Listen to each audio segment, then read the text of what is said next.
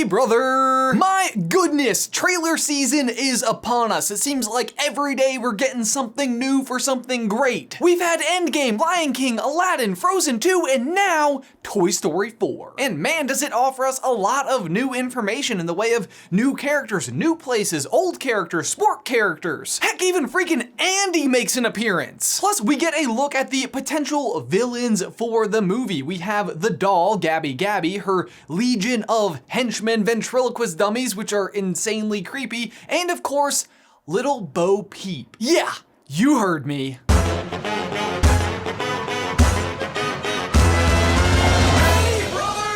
What's up, guys? Did you know that we are hosting a Toy Story 4 meetup in Washington, D.C.? Because we totally are on Sunday, June 30th. What we've done is rented out an entire movie theater so you can come and watch the movie with us in all of its glory. And afterwards, we'll have a meet and greet so you can come by, take pictures, chat with us, all the fun stuff. These meetups are honestly some of my absolute favorite days of the year. There is nothing better than getting to meet you guys like in for real life. Also, the DC meetup is just one of 4 meetups that we are hosting this year. All of the information about all of the meetups is in the description down below. But seriously, welcome back to the big screen, little Bo Peep. It has been a while since we've seen you. Like a while, like 1999. That's like 20 years! And I say since Toy Story 2, but technically she is in Toy Story 3, but I don't count that. The point is, this series has been around long enough that people going into it maybe haven't even seen Toy Story 2. So before we reveal the true villainy that is little Bo Peep, let's discuss where she comes from. Bo Peep has an interesting role in the Toy Story gang in that she's not actually technically even a toy, and she doesn't exactly even belong to Andy. Instead, she's a porcelain figure that is part of a lamp and belongs to Andy's little sister, Molly. Which, like, who doesn't love breaking out their favorite lamp for hours of play? Seriously, how do you even play with a lamp? Is it just like, boink, boink, boink? Wait. But either way, since Andy and Molly share a room in Toy Story 1 and Andy doesn't discriminate against his toys, he uses Bo Peep as the damsel in distress for Woody to rescue. Not my sheep! Somebody do something! We see after playtime that Bo Peep is a little bit more assertive than Andy makes her out to be, but she doesn't really play a major role in the films at all other than being like Woody's love interest. And by Toy Story 2, her role has been reduced down even further. She doesn't even go with the gang to rescue Woody, and she's actually even replaced as the main female lead by Jessie. Sweet mother of Abraham Lincoln! Who, in fairness, I have to say, is a smidge more peppy until she isn't. When she loved me. But moving on even further, by Toy Story 3, she's written out altogether, and her absence really just represents more of how Andy and Molly have grown up. Yeah, we've lost friends along the way. Which brings us, of course, to Toy Story 4, where it looks like she will have abandoned the damsel in distress character altogether in exchange for a much more capable, sleek Robin Hood kind of character. She uses her crook for battle, she saves Woody from the creepy ventriloquist dummies, and she's got a cute little sidekick named Giggle McDimples, which, by the way, best name ever. And on top of all that, she seems to be running some kind of a lost toy adoption agency. What a kind and caring new life she's leading, am I right? Well, that's certainly what I think they want us to think, but I think this trailer also reveals a different side of her that is a little more undetected. And let me back up for a second and just say that, like, when I saw this trailer, it felt kind of familiar. It felt like the traditional Toy Story formula. First, Woody is somehow separated from the rest of the toys, like in Toy Story 1, and Toy Story 2, and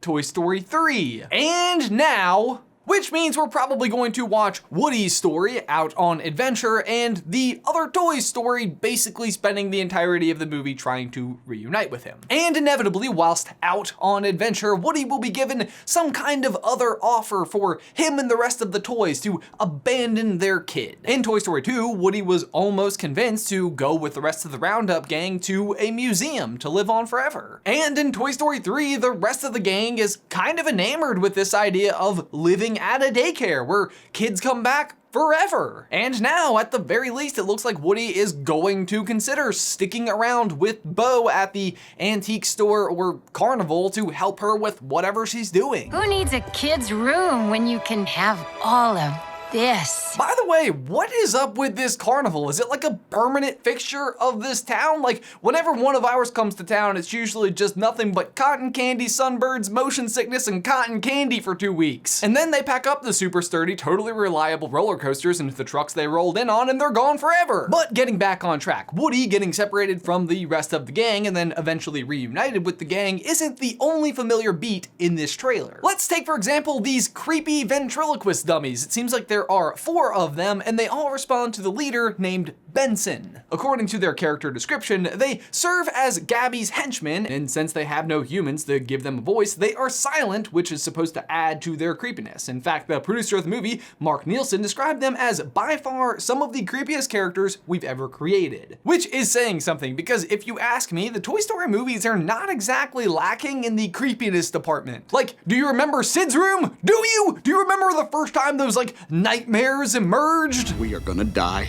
Actually, our good friend Scott Nicewander over at NerdSync made a video all about why these characters are so creepy when Jay was on paternity leave. You can check it out by clicking the card. But also, how about Big Baby in Toy Story 3? How could like such a cute and cuddly little character end up being like so chilling? But as you know, both the toys in Sid's room and Big Baby are great examples of exactly what I'm talking about. Both are extremely reminiscent of the ventriloquist dummies we're going to see in Toy Story 4. They're introduced to us as kind of terrifying and menacing characters, but ultimately it turns out that they're incredibly helpful and just misguided or misunderstood. There are no creepy toys that are still creepy by the end of a Toy Story movie, which brings us back to the dummies and their leader Benson. I mean, they are undeniably terrifying, but if the pattern continues, you can almost expect them to turn out to be allies to Woody. It's almost like they're actually like a sheep in wolf's clothes instead of the other way around. Like,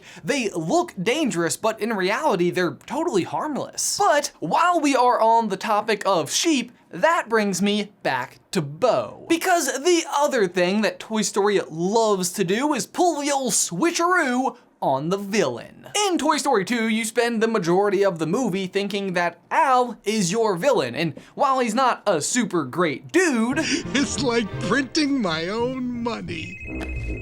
Yeah, what? could use a course in some phone manners, but he's not the main villain. Instead, it's the Prospector, Prospector? You're out of your box. who you spend the better part of the movie assuming is just the wise old toy who has Woody's best interests at heart. Woody, don't be mad at Jessie.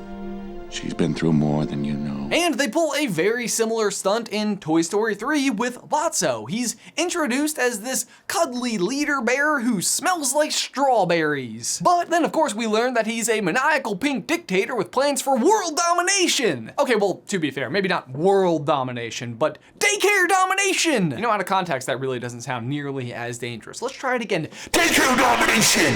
There we go, that's better. The point is, the villain of the movie is almost certainly going to be a character that we trust out of the gate. They want us to think it's this Gabby doll and her legion of ventriloquist dummies, which means we must assume it isn't. In fact, listen to her character description. An adorable talking pull-string doll from the 1950s, but unfortunately for her, a manufacturing defect in her pull-string voice box has left her sounding anything but adorable. See, she sounds scary because she's broken. But it's not her fault, and I feel like I can already imagine how this story ends. She has a non-functioning pull-string box. Woody has a functioning pull-string box. She spent years and years living in this antique store, and she thinks if she can repair herself, she'll finally get purchased. But wait, whoops. Bonnie, whose favorite toy is presently a spork, will love her anyway. Oh, happy ending. But so if she isn't the villain, then again,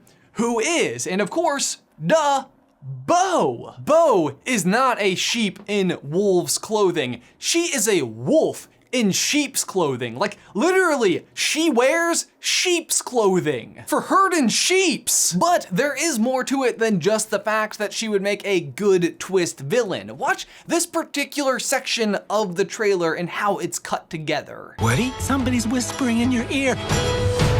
Everything's gonna be okay. See, it makes it look like you're just hearing Forky's full sentence and they're cutting to it right as he whispers in Woody's ear, but I don't think that's the case. I think these two lines are cut together from entirely different parts of the movie. We see Bo tempt Woody with sticking around, staying with her, and on the other end of it, we see Forky do a complete 180. He wants to leave, he wants to escape, and then by the end of the movie, clearly he's gonna want to go back. I think as Forky is changing his mind about Bonnie, so is Woody. So when Forky is saying, Woody, aren't we going to Bonnie? it's part of Forky's argument to get Woody to go back with him to Bonnie, because Bo is the one whispering in his ear, telling him that sticking around, staying with her, is the right thing to do. But is wanting Woody to stay behind with her really all of that villainous? I mean, it's kind of the same deal the Prospector was throwing out there to him, like, stay with me and you'll be happy forever,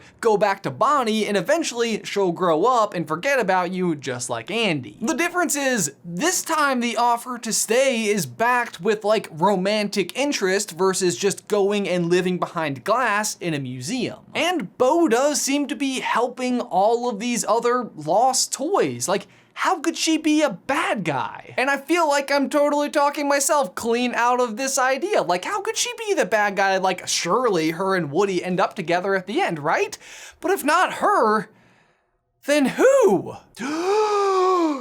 Giggle McDimples. Bo's adorable little assistant. Oh my God, look where she's standing, right on Woody's shoulder. That's ear whispering level. In fact, listen to her character description. Giggle is Bo Peep's best friend. Well, I mean, to be fair, that sounds pretty good so far. Her confidant, supporter, and advisor. She is definitely the smallest toy in the Toy Story universe. She's been stepped on, vacuumed up, and probably put up a kid's nose in her time. Yes, yes, yes, yes, that sounds exactly like somebody who's going to have sympathy for abused toys and absolutely no sympathy for children. She's telling those lost toys that she's protecting them from the children who abandoned them because she was never loved. But really, she wants to deprive them of a child's love so that they have to love her instead. But unfortunately, she's very, very wee, so she needs the help of Bo. Boom! Bo Peep's not the villain, she's just got the wool, pulled over her eyes. But eventually she will see the error of her ways and go back with Woody and the rest of the rescued toys